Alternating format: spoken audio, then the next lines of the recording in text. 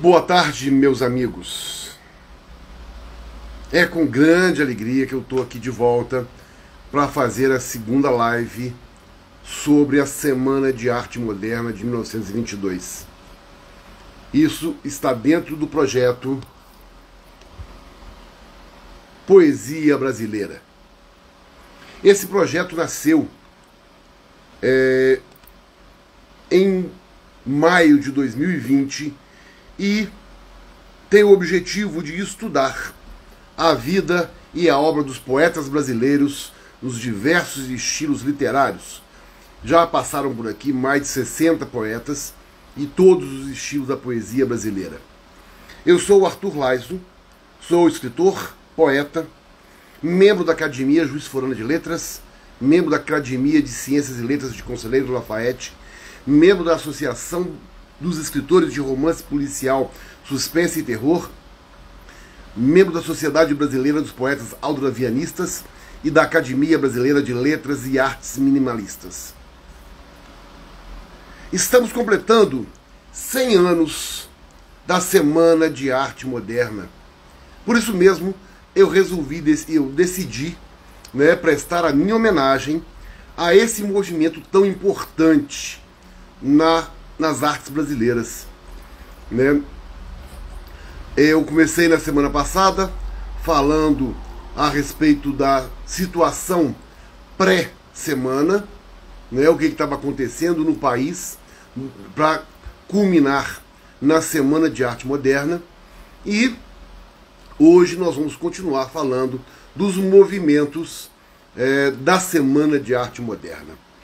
Então, gente, o Brasil de 22, ele foi marcado por uma série de acontecimentos de grande influência histórica, que anunciavam que o século XX chegou para ficar mesmo. Ele chegou para acontecer. Então teve o levante tenentista do Forte Copacabana, a fundação do Partido Comunista Brasileiro, a primeira transmissão radiofônica.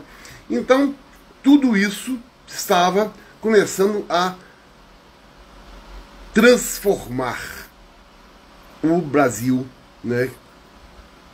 além de estarmos comemorando nesse ano, 1922, 200 anos da independência, 100 anos da independência do Brasil. Nós estamos comemorando agora 200 anos da independência do Brasil.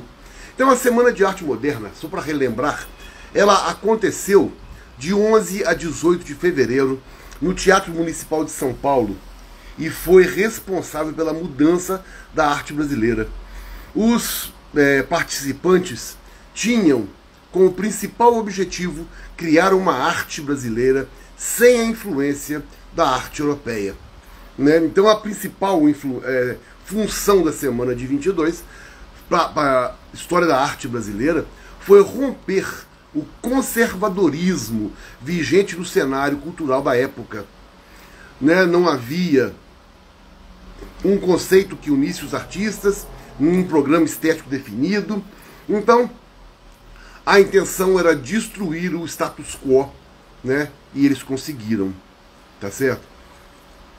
Eu quero agradecer a presença de todos que estão me assistindo, que vão me assistir depois, tanto no Instagram quanto no YouTube, e isso é a minha homenagem à Semana de Arte Moderna, que aconteceu em 1922.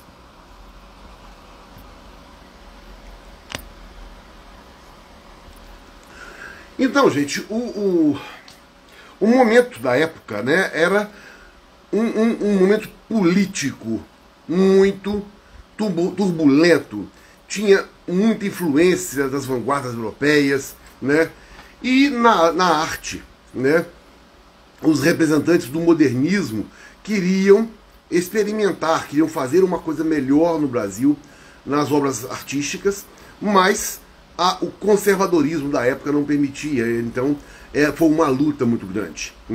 Então poesia, música, artes plásticas, esculturas, maquetes de arquitetura ganharam uma nova perspectiva estética.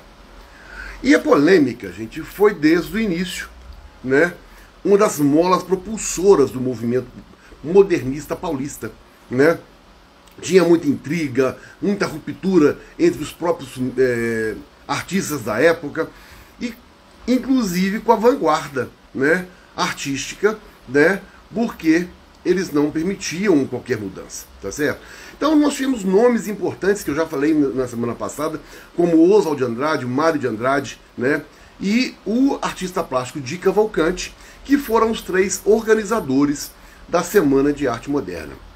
Tivemos ainda o escritor Ronald de Carvalho, os pintores Zina Aita e Vicente do Rego Monteiro, né? Inclusive, eu quero fazer uma correção aqui, porque na semana passada eu disse que o poema Os Sapos, do Manuel Bandeira, foi lido por Oswald de Andrade, mas na realidade quem leu o poema foi o Ronald de Carvalho, né? Como eu falei, debaixo de muitas vaias, né? Então, gente, é importante a gente ressaltar que a Semana de Arte Moderna, ela não teve grande importância na época, né? Ela ganhou importância com o tempo, né? E foi se estabelecendo ao longo do século, né? Mas principalmente assim, devido a uma falta de talvez um planejamento melhor, né? Ela se desdobrou em diversos movimentos diferentes que eu vou falar hoje, né? Todos eles, no entanto, né, querendo levar adiante essa herança da Semana de Arte Moderna. Então, gente,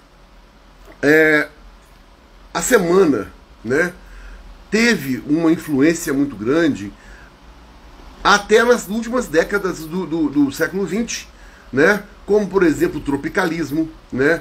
A geração da lira paulistana dos anos 70, né? Arrigo Barnabé, Itamar Assunção, né? O próprio nome lira paulistana foi tirado de uma obra do Mário de Andrade, né? E até a bossa nova, que nós gostamos tanto, né? Um movimento lindo da música brasileira, né? Ele teve a sua influência, deveu muito aí à turma modernista, principalmente pela lição antropofágica, que nós vamos falar mais pra frente, né? Porque traduziu a música popular norte-americana para a linguagem brasileira, né? Para o samba, para o baião. Então eles fizeram, né, essa ideia que o Oswald de Andrade tanto preconizou no movimento antropofágico, que era justamente pegar aquilo que existia, né, digerir e produzir uma arte brasileira, né? Então, entre os movimentos que surgiram na década de 20, nós tivemos o movimento Pau-Brasil, o movimento Verde-Amarelo e o movimento antropofágico, né?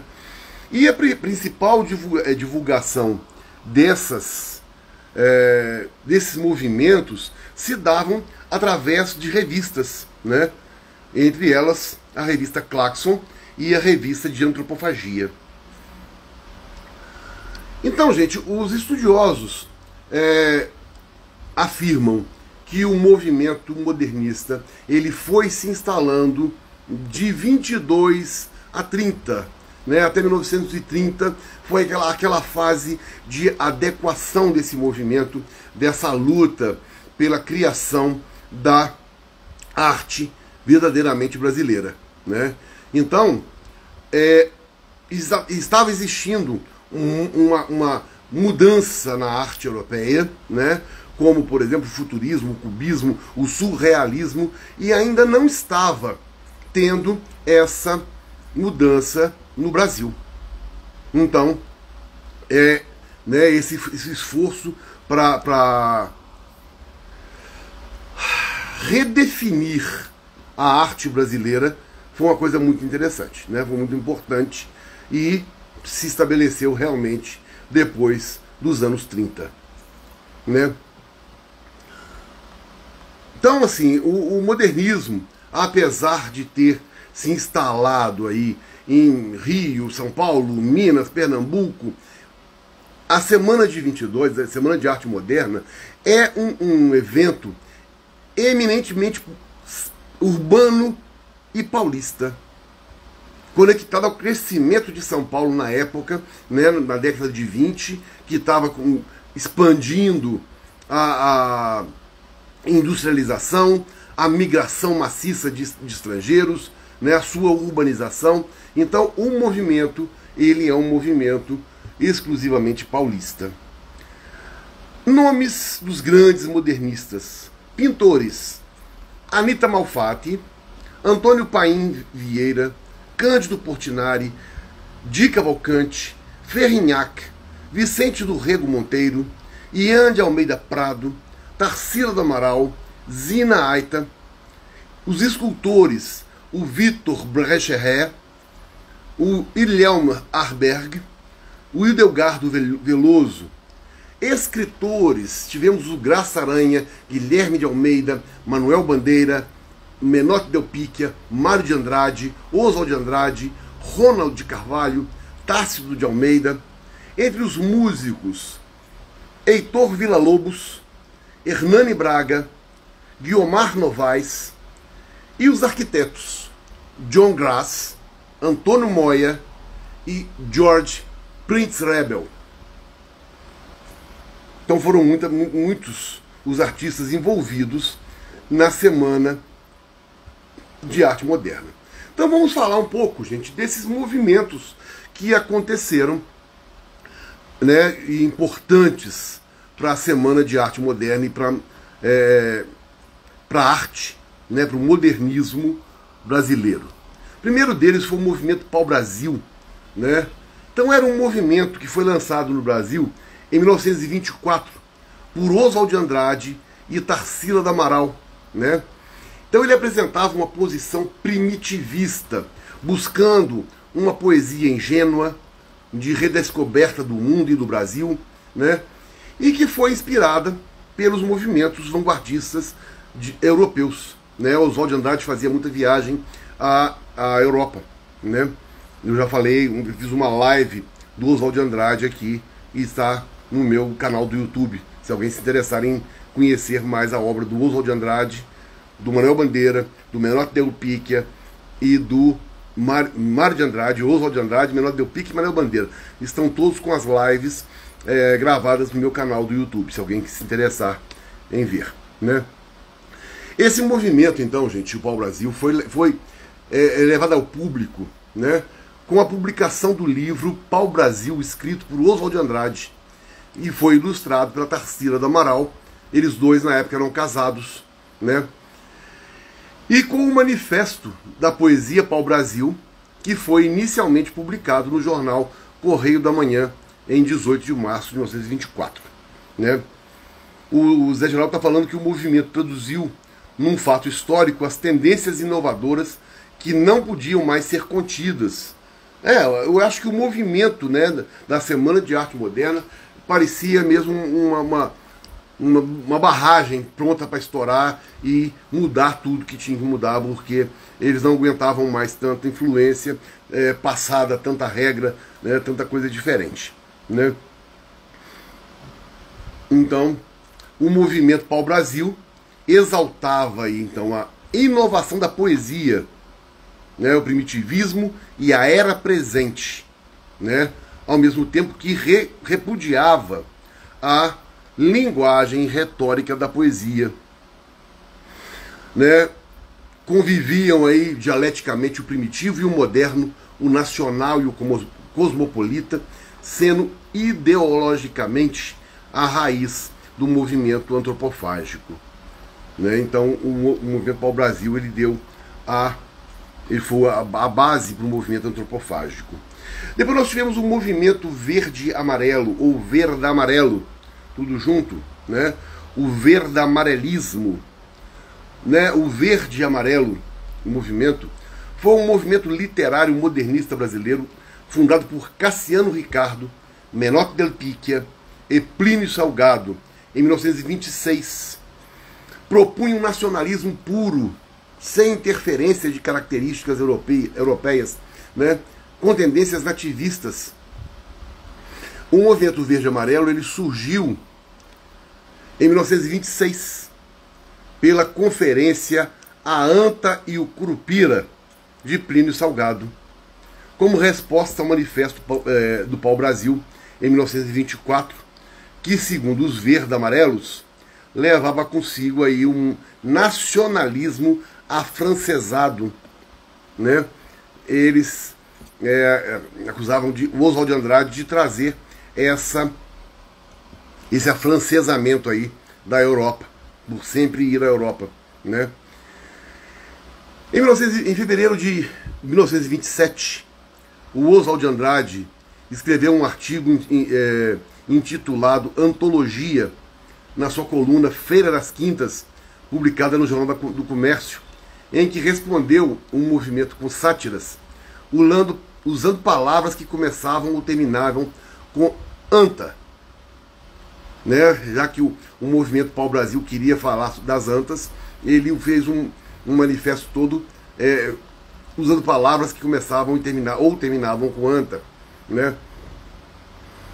Então, o jornal Correio do Povo, no dia 17 de maio de 1929, o movimento verde-amarelo publicou uma resposta, né, intitulada Inhanguaçu Verde-Amarelo, Manifesto do Verde-Amarelo, Manifesto do Verde-Amarelismo ou da Escola da Anta, né? Então ele colocou aqui no manifesto: o grupo verde-amarelo, cuja regra é a liberdade plena de cada ser brasileiro, como quiser e puder, cuja condição é cada um interpretar o seu país e o seu povo através de si mesmo, da própria determinação instintiva.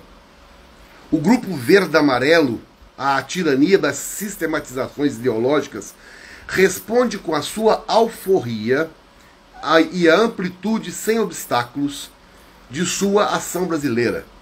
Aceitamos todas as instituições conservadoras, pois é dentro delas mesmo que faremos a inevitável renovação do Brasil, como o fez, através de 4 séculos, a alma de nossa gente, através de todas as expressões históricas. Nosso nacionalismo é verde-amarelo e tupi, né? Então, os verde-amarelistas, eles tinham ideias bastante diferentes, eles tinham uma proposta de retorno ao passado, né? Considerando que o depositário de nossas verdadeiras tradições estava no passado, né? Então ele via muito no popular a alma da nacionalidade, mas queria que fosse mais guiada, né, pelas elites político-intelectuais do país, né? Então, diziam também, né, há uma retórica feita de palavras, como há uma retórica feita de ideias. No fundo, são ambas feitas de artifícios e esterilidades. Outra frase dos verde-amarelistas: combatemos desde 1921 a velha retórica verbal, não aceitamos uma nova retórica submetida a 3 ou 4 regras de pensar e de sentir. Queremos ser o que somos, brasileiros, barbaramente com arestas, sem autoexperiências, sem psicanálises e sem teoremas. Então, algumas obras aí do movimento verde-amarelo foi o livro do Cassiano Ricardo, Pra Lá Pra Cá, um livro do Plínio Salgado, Literatura e Política, e um livro do Menotti Picchia, Flama e Argila. Por fim, surgiu um movimento antropofágico, né? Um grupo que pertence realmente à primeira fase aí do modernismo brasileiro. Ele foi uma espécie de manifestação cultural e artística, né? E considerado uma das vanguardas desse período. Então a ideia do movimento, ela surgiu através de observações do Oswald de Andrade. Tá? O escritor brasileiro, em uma das suas viagens para a Europa, ele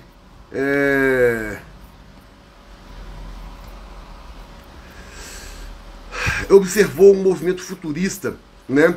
E percebeu o compromisso do idealizador do movimento futurista, que era o italiano Filippo Tommaso Marinetti com relação à inovação técnica da literatura, né? Então ele se baseou nessa coisa diferente aí.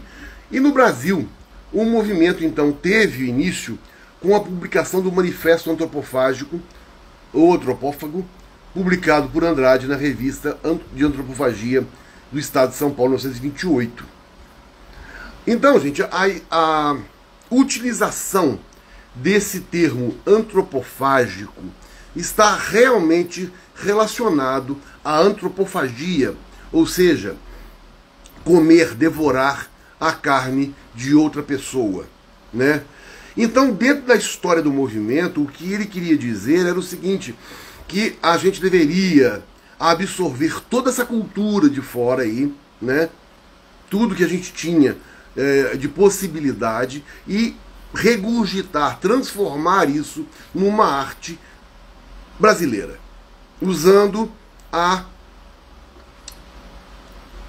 o cenário nacional, né? O índio, a terra, né? Então a ideia era trazer a arte realmente para uma nacionalidade que não existia na época, né? Então seria realmente esse momento de absorver, mas não copiar, não usar a mesma coisa, transformar essa arte que a gente estava absorvendo para uma arte brasileira, né? Então, gente, o que ele queria realmente era mostrar para os autores brasileiros, tá certo? Que a influência estrangeira era necessária, tá certo? Necessária para o aprimoramento da arte, da cultura e tudo mais, mas esse aproveitamento deveria ser feito de acordo com a cultura nacional, tá certo? Tinha que ser uma coisa de acordo com a cultura do país para conseguir criar realmente uma arte totalmente brasileira, né? Então, ele criou um manifesto, publicou na revista, e o texto dizia o seguinte: só a antropofagia nos une, socialmente, economicamente, filosoficamente, única lei do mundo, expressão mascarada de todos os individualismos, de todos os coletivismos, de todas as religiões, de todos os tratados de paz. To be or not to be, that is the question. Contra todas as catequeses e contra a mãe dos gracos. Só me interessa o que não é meu. Lei do homem, lei do antropófago, né? Então, gente, uma coisa que influenciou, inclusive, o Oswald de Andrade a publicar, né, esse manifesto e colocar esse nome no movimento foi um quadro que ele recebeu da Tarsila do Amaral, né, sua esposa na época, tá certo? Ele entregou para ele o Abapuru.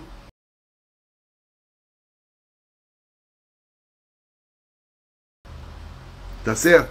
E o nome do quadro foi dado pelo poeta Raul Bopp, que eu já falei dele também aqui nas minhas lives, né? Então, o quadro, o nome, né, mais toda, isso tudo sugeriu, né, ao Oswald de Andrade dar o nome do movimento antropofágico. Tá certo?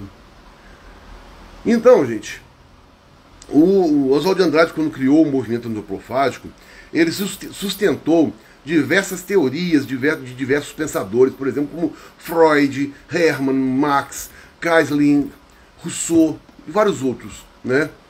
Então, o movimento, ele representou na cultura brasileira um divisor de águas, não apenas na conscientização que buscou alcançar, né, mas sim porque estimulou a divergência de opiniões entre os modernistas, né, além de promover o deslocamento, né, do movimento pau-brasil e de outros movimentos quaisquer, né? Então, o movimento, aliado às ideias dos autores, à própria ideologia do Oswaldo, causou a união de diversas culturas aí, tá certo? Como indígena, a africana, a cultura italiana, né? A cultura das colonizações, dos imigrantes estrangeiros, europeus principalmente. Então, ele foi aí um movimento marcante, né?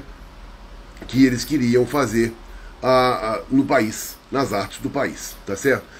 Publicações que se destacaram durante essa fase foram as revistas Claxon, 1922, Estética, 1924, a Revista, 1925, Terra Roxa e Outras Terras, 1927, Revista de Antropofagia, 1928, além dos manifestos da poesia pau-brasil, Antropófago, Regionalista e Nhenguaçu Verde e Amarelo. Então teve um movimento importante, né, nessa semana, nessa fase aí da mudança da arte brasileira. Isso foi muito, muito importante para o movimento e para a mudança da obra, né, da nossa cultura, do nosso movimento modernista. E aí, gente, uma coisa importante. O que a Semana de Arte Moderna causou em 1922? Ela abalou estruturas, né? A exposição de Anita Malfatti, em 1917, foi a primeira exposição modernista de pintura no Brasil. Ela causou susto. As pessoas criticaram. E pior, o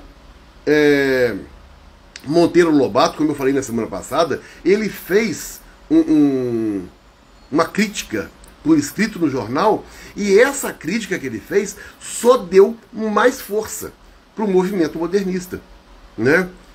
Depois teve a exposição de outros pintores, né?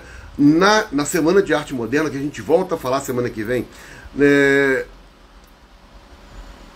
o movimento foi exposição de obras de arte, pintura, escultura, maquetes durante o dia inteiro, né? 3 noites de apresentação de literatura, poesia e música. Então o movimento mexeu com São Paulo e mexeu com a arte brasileira, né? E o que é arte? Isso é uma pergunta difícil de ser respondida. O que é arte, né? Então, gente, nós estamos tendo movimentos agora pelo país que estão causando alguma crítica, né? Mas, se esse movimento todo tivesse acontecendo na semana de 1922, estava englobado no movimento do jeito que eles queriam. Eles queriam realmente sacudir aquela população, principalmente de pessoas ligadas aí num regras e um classicismo que não tinha mais jeito de continuar no país, né? E eles queriam movimentar a arte. A arte nossa brasileira hoje, o que nós temos de arte, a gente deve realmente à Semana de Arte Moderna e a essas pessoas, né? Vamos chamar de loucos da época, que fizeram esse movimento tão importante. Tá certo? Então eu volto a falar da Semana de Arte Moderna na semana que vem. Espero vocês todos. Vou falar de poesias dos 4 importantes nomes da poesia de 1922. Manuel Bandeira, meu ídolo, meu guru, né, como poeta, tá certo? Ele não participou da semana porque ele estava contra a excessiva crítica aos parnasianos, mas ele mandou o poema mais importante da semana, que foi Os Sapos, tá certo? Que eu falei semana passada. Vou falar poemas de Oswald de Andrade, de Mário de Andrade e de Menotti del Picchia. Começando pelo um poema que muita gente conhece, muita gente fala, mas não conhece ele inteiro, que é o Vou-me embora para Passárgada. Vou-me embora para Passárgada. Lá sou amigo do rei. Lá tenho a mulher que quero, na cama que escolherei. Vou-me embora para Passárgada. Vou-me embora para Passárgada. Aqui eu não sou feliz.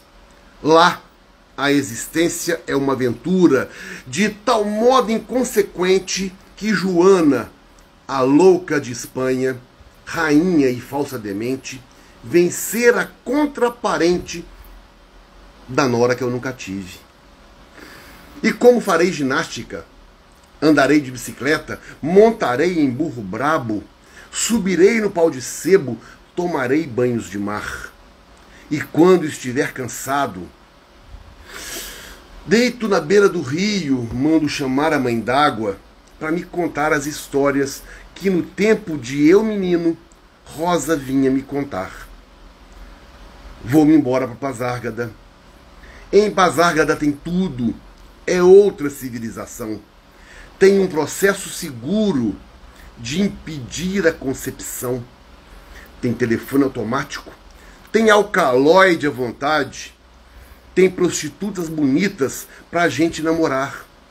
E quando eu estiver mais triste de não ter jeito, quando de noite me der vontade de me matar, lá sou amigo do rei. Terei a mulher que quero, na cama que escolherei. Vou-me embora para Pasárgada. Olha que coisa linda essa coisa do... Manuel Bandeira, é fantástico, né? Não tem jeito. Então, vou-me embora para Pasárgada porque aqui tá ruim, né? Aqui tá esquisito. Pasárgada tem tudo de bom, né? E quando de noite me der vontade de me matar, lá sou amigo do rei.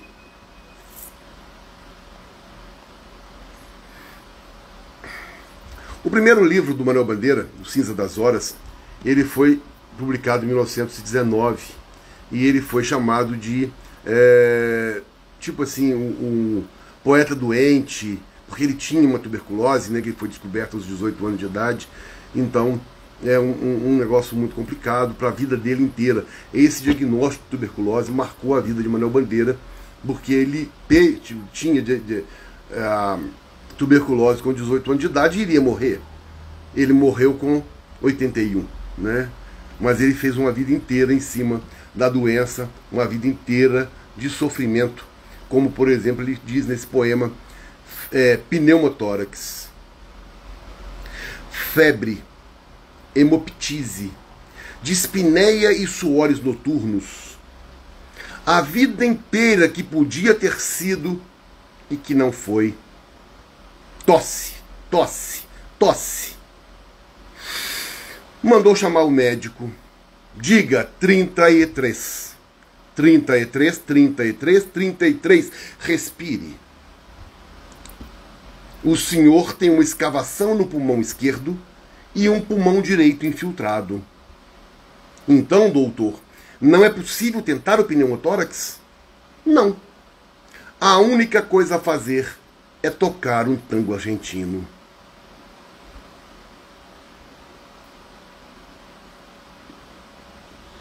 Né? Então, aqui nesse poema, o eu lírico conversa com o médico, né? Diga 33, 33, 33, 33, né? Um tipo de exame que a gente faz para vibração da árvore brônquica, né? Muito legal isso. Andorinha. Andorinha lá fora está dizendo: passei o dia à toa, à toa. Andorinha, andorinha, minha cantiga mais triste, passei a vida à toa, à toa. Manuel Bandeira foi um dos poetas, né, minimalistas da sua época. Tem poemas bem curtinhos que falam muita coisa importante, né? Um outro poema lindo dele, Cartas de Meu Avô. A tarde cai, por demais, erma, úmida e silente. E a chuva, em gotas glaciais, chora monotonamente. E quando anoitece, vou lendo sossegado e só as cartas que meu avô escrevia à minha avó. Enternecido sorrio do fervor desses carinhos, é que os conheci velhinhos, quando o fogo já era frio. Cartas de antes do noivado, cartas do amor que começa, inquieto, maravilhado e sem saber o que peça. Temendo a cada momento ofendê-la ou desgostá-la, quer ler em seu pensamento e balbucia, não fala. A mão pálida tremia, contando seu grande bem, mas como o dele batia, dela o coração também. Maravilhoso isso, né, gente? Lindo demais.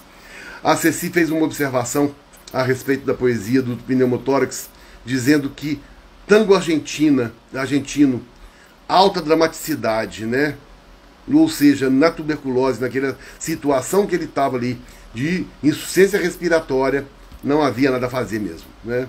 Então, tango argentino, alta dramaticidade, não há nada a fazer. Não tinha o que fazer na época, principalmente na época, né? Muito difícil isso. Outro poema aqui do Manuel Bandeira. Último poema.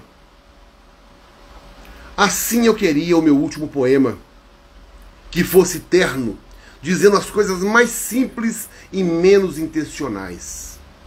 Que fosse ardente, como um soluço sem lágrimas. Que tivesse a beleza das flores quase sem perfume. A pureza da chama em que se consomem os diamantes mais límpidos. A paixão dos suicidas que se matam sem explicação. Ou seja, ele queria um poema, último poema estrondoso, né? Maravilhoso, muito legal. E o poema que eu mais amo foi, inclusive, a epígrafe da minha dissertação de mestrado, que causou também polêmica na banca, né? Que é o Desencanto. Eu faço versos como quem chora, de desalento, de desencanto. Fecho meu livro se por agora não tens motivo nenhum de pranto.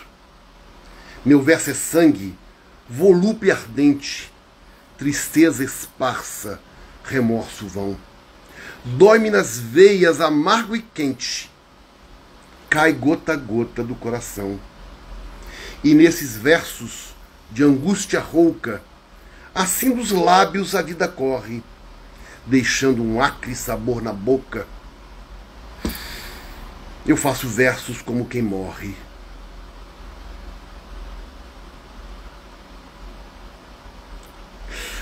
Maravilhoso, magnífico, né?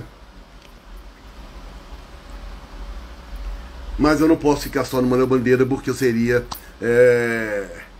né, tá puxando a sardinha pro meu guru. Então não vamos falar de poesia de Oswald de Andrade. Balada do Esplanada. Oswald de Andrade. Ontem à noite eu procurei ver se aprendia como é que se fazia uma balada antes de ir pro meu hotel. É que este coração já se cansou de viver só e quer então morar contigo no Esplanada. Eu queria poder encher este papel de versos lindos. É tão distinto ser menestrel. No futuro, as gerações que passariam diriam: é o hotel do menestrel. Para me inspirar, abro a janela como um jornal. Vou fazer a balada do Esplanada e ficar sendo o menestrel do meu hotel. Mas não há poesia num hotel, mesmo sendo Esplanada o grande hotel. Há poesia na dor, na flor, no beija-flor, no elevador.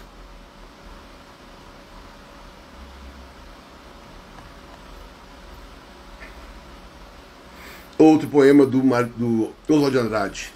Digestão. A couve mineira tem gosto de bife inglês. Depois do café e da pinga, o gozo de acender a palha, enrolando o fumo de Barbacena ou de Goiás, cigarro cavado, conversa sentada. Escapulário. No pão de açúcar de cada dia, dai-nos, Senhor, a poesia de cada dia.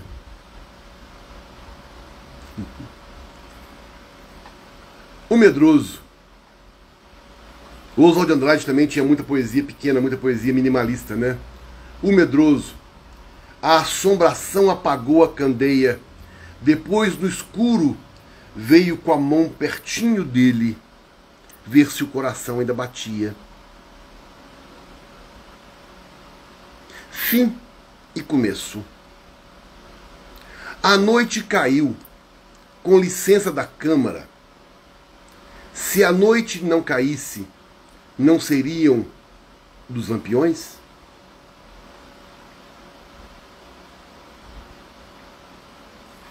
Poema da Cachoeira. É a mesma estação, rente do trem, toda de pedra furadinha. Meu pai morou alguns anos aqui, trabalhando. Um dia liquidou, ativo passivo, 5 galinhas e deram-lhe uma passagem de presente para que eu nascesse em São Paulo. E como não houvesse estrada de rodagem, ele foi na de ferro, comprando frutas pelo caminho.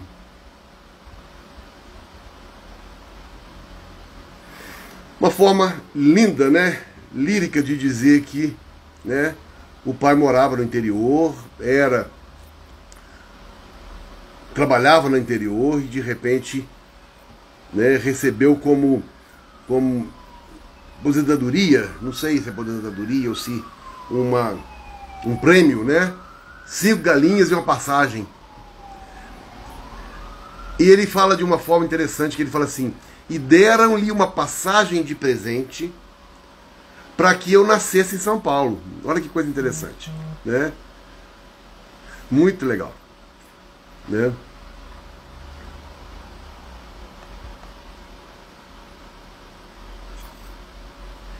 Mário de Andrade. Em 1917, Mário de Andrade e Oswald de Andrade se conheceram, né? E se tornaram amigos. E depois, com o tempo, eles tiveram grandes desavenças, né? Foi complicado, né? Então, eu já falei isso nas lives que eu fiz do Oswald de Andrade e do Mário de Andrade, né? Eles tiveram bastante desavenças e foi complicado, mas eles eram amigos numa fase da vida aí, né? E apesar de ser Mário de Andrade e Oswald de Andrade, eles não eram parentes, tá? Mais uma vez, gente, agradeço a todo mundo que está presente, todo mundo que está mandando mensagem, né? Muito legal, tá? E essa live realmente é para vocês todos mesmo, né? Então, Mário de Andrade. Na Rua Aurora eu nasci, né? Então, assim, ele nasceu numa rua que chama Aurora mesmo. Na Rua Aurora eu nasci, na aurora de minha vida, e numa aurora cresci. O Largo do Paissandu, sonhei, foi luta renhida, fiquei pobre e me vi nu. Nessa rua Lopes Chaves, envelheço e envergonhado, nem sei quem foi Lopes Chaves. Mamãe me dá essa lua, ser esquecido e ignorado, como esses nomes de rua. Isso é uma coisa que acontece muito com a gente, né, gente? A gente tem os nomes de rua, né, e a gente nem sabe por que a rua recebeu aquele nome, né? Então, tem até umas histórias engraçadas. Em Juiz de Fora nós temos um livro publicado há um tempo atrás aí, pela própria Funalfa, que o livro ele fala a respeito dos nomes das ruas de Juiz de Fora, o que cada personagem representa ou representou no passado. Então temos muitas histórias interessantes nos nomes de ruas de Juiz de Fora, né? Então é importante saber isso, né? O Zé Geraldo está dizendo que Ele acha o Mário de Andrade uma figura humana encantadora. Realmente sim, né? Um dos livros importantes do Mário de Andrade na Semana de Arte Moderna foi Macunaíma, que virou filme depois, né? Um filme com o Grande Otelo, né? Então vamos lá. Inspiração. São Paulo, comoção de minha vida.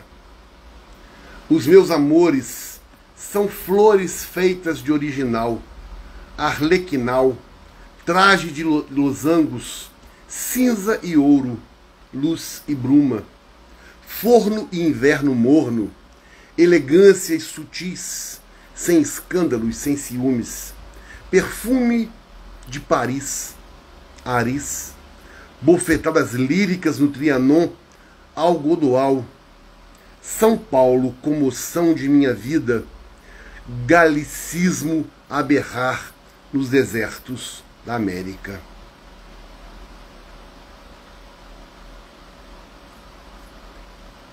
O Mário de Andrade e o Oswald de Andrade tinham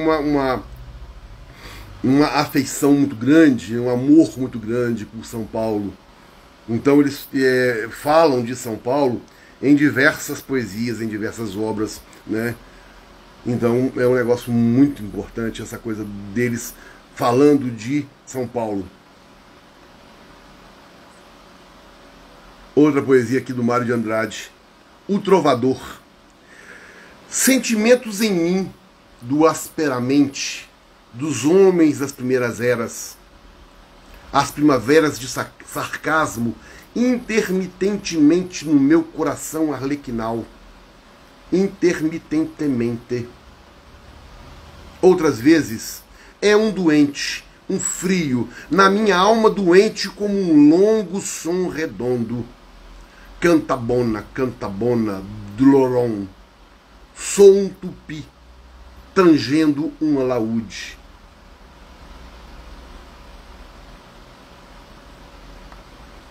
E uma poesia maravilhosa dele, né, é Ode ao Burguês.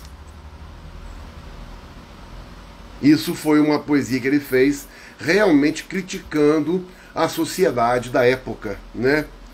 Eu insulto o burguês níquel, o burguês, a digestão bem feita de São Paulo, o homem curva, o homem nádegas, o homem que, sendo francês, brasileiro, italiano, é sempre um cauteloso pouco a pouco.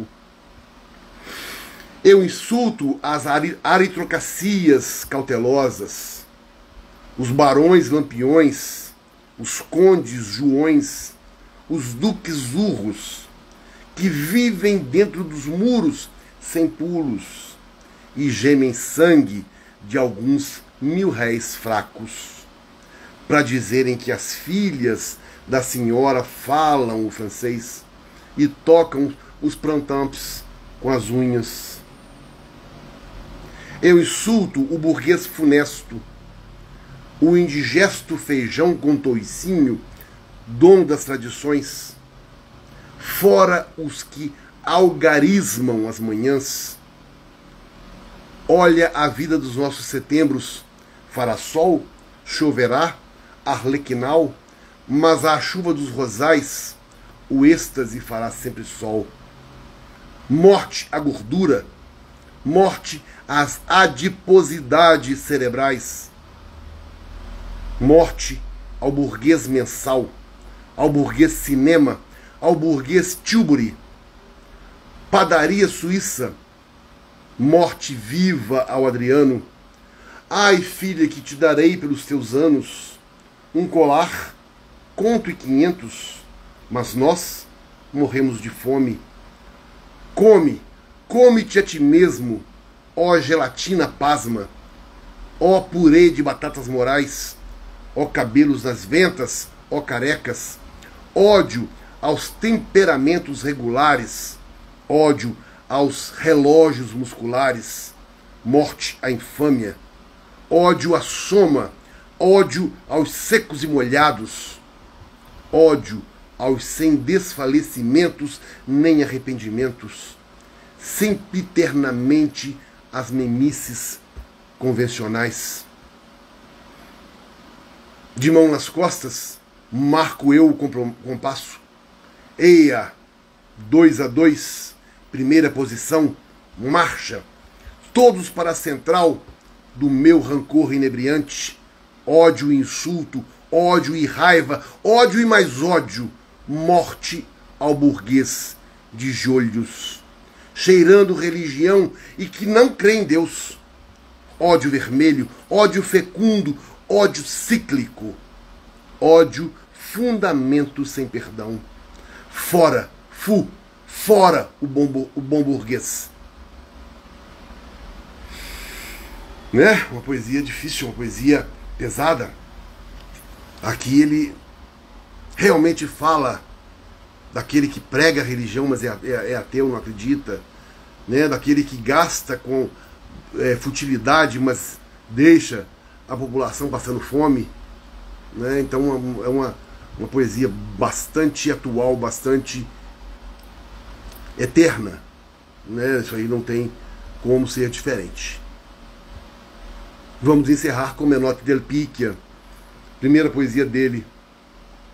Tudo ama. Já que o outro tinha ódio, agora nós vamos no amor, né? Fascinação. Tudo ama.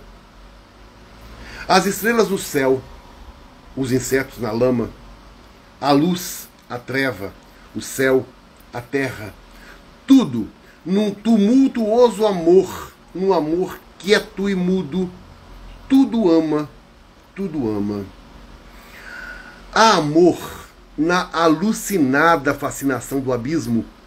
Amor paradoxal, humano e forte, que se traduz nas febres do sadismo, nessa atração perpétua para o nada, nessa corrida doida para a morte.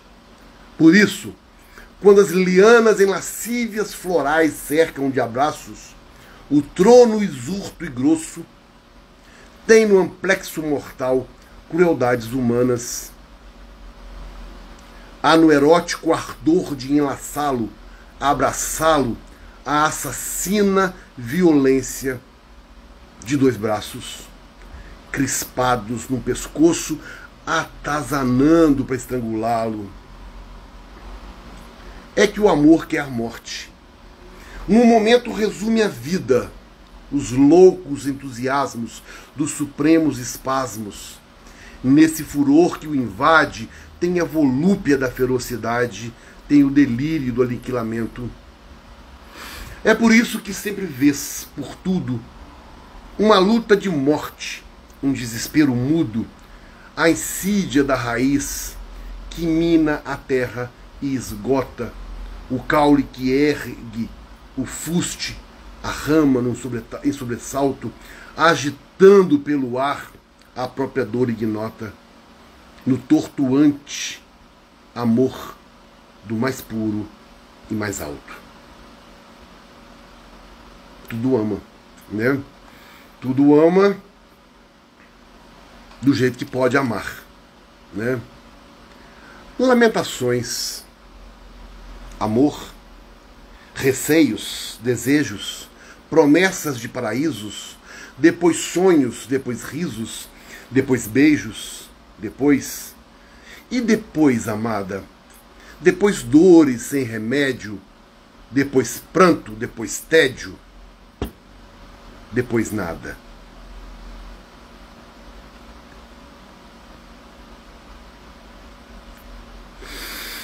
Praça da República. Os chorões lavaram seus cabelos verdes na piscina de cimento. Dentadas de rochedos feitos por mamoristas e desenhados por Debigrat. Há peixes dispépticos que só comem pão de ló, servidos pelos dedos lunares das Salomés normalistas, que sabem de cor as façanhas de Tomix e Tiradentes. As Astúrias cortaram suas tranças à la Garçonne e ouvem lições de geometria no espaço dos sábios bruxos cubistas. Praça da República, cheia de mulheres públicas, de detritos humanos, como um porto cosmopolita, onde os táxis atracam, velhas catraias urbanas, que vogam nos canais de asfalto das alamedas. Álvares de Azevedo, o último romântico, condenado às galés da imortalidade, cospe na praça noturna, do alto de sua erma, o seu desdém de bronze. Então, até da estátua do Álvares de Azevedo, ele cita, né, dizendo que está lá. Praça da República, para ele, não é um bom lugar. Avenida Paulista. Todos os estilos ancoram no cais mole do asfalto fidalgo. Dentro daquele parque, fuma goiano um califa enriquecido com uma fábrica de alparcatas da rua 25 de março. O senhor Conde está bebendo Chianti, servido por um criado de libré, e as colunas de mármore são de cimento armado. E domingo, em Rolls-Royce ou em Ford, passaremos em revista, na parada do curso, todos os candidatos à consagração da avenida. Então aqui também ele vai falando da coisa da Avenida Paulista, né? Dessa discrepância de ricos e pobres, importante isso. Torre de Babel, está quase acabando, vamos andar um pouco mais depressa, tem mais duas poesias, né? Torre de Babel. Eles ergueram a Torre de Babel bem na Praça Antônio Prado. O esqueleto de aço cobriu-se de carne e cimento, e as vigas e guindastes eram braços agarrando estrelas, para industriá-las sem anúncios comerciais. Italianos joviais, húngaros de olhos de leopardo, caboclos do Tietê arrastando caipira, bolchevistas da Ucrânia, polacos de Wrangel, nipões jaldes como gnomos nanicos talhados em âmbar, entre as pragas dos contramestres, os rangidos das tábuas do andaime, estridor metálico das vigas de aço e dos martelos sonoros no céu libérrimo de São Paulo. Fizeram a confusão das línguas sem perturbar a geometria rigorosa do ciclópico arranha-céu. Lá no alto, o paulista bandeirante das nuvens mirou o prodígio da cidade alucinada. Uma casa de 3 andares pôs-se a crescer bruscamente, como os romances de Wells. Outra apontou a cabeça arrepelada de caibros acima do viaduto do Chá e começou a desabalar da carreira do páreo do azul. O formidável arranha-céu, com a cabeça nas nuvens, abrigou no seu ventre de concreto o drama da nova civilização. Onde estás, meu seráfico Anquieta, erguendo com o braço de Piratininga, pelo milagre da tua persuasão, as paredes rasteiras do colégio?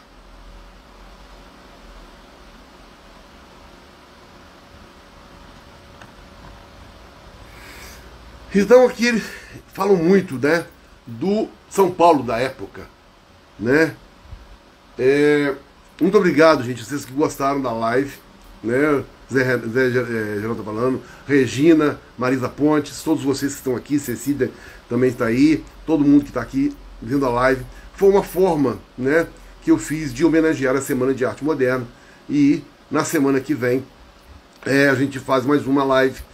Não sei se vou concluir semana que vem ou no outro domingo, mas a gente vai avisando, né, e vai fazendo essas lives aí de acordo com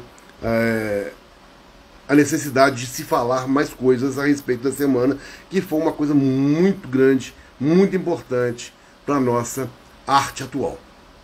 Então eu quero agradecer a todos vocês que estão aqui, dizerem que essa live ficará gravada no meu Instagram e também no meu canal do YouTube. Sigam o canal do YouTube, dá um like lá, falam alguma coisa, bota um comentário, né? E a gente está aí para mostrar né, a arte. Principalmente nesse canal aqui de domingo às 5 horas da tarde, que é o projeto Poesia Brasileira. Até a próxima. Fiquem com Deus. Bom resto de domingo. Boa semana. Até mais.